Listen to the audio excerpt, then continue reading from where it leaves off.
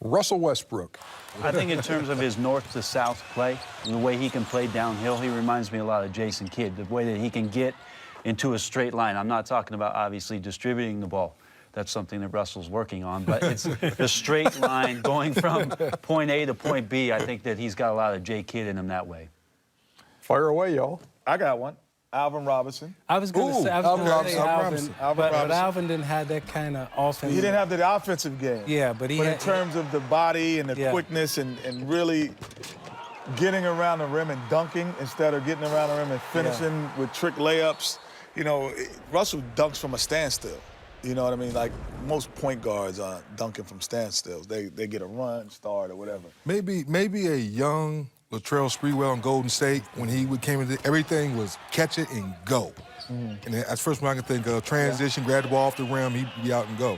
And now Russell has mastered that free throw line jump shot, coming at you full speed and then stop and pull up and knock that down. I think Latrell was probably the closest. Closest thing, right? Yeah, I think that's probably, he's just more physical than Latrell. That's a good call. Yeah. That's a good call. Kobe.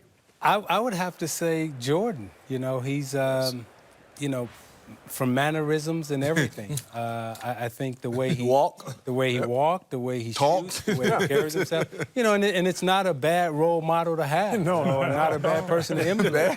You know, so and I think he's the closest thing to Jordan that we've seen. That's easy. All right, that's easy. I echo that, Jordan. How about Derrick Rose? In terms of penetration and getting to the basket and taking a hit, not necessarily finishing at the rim, I would say myself, maybe a little Tim Hardaway.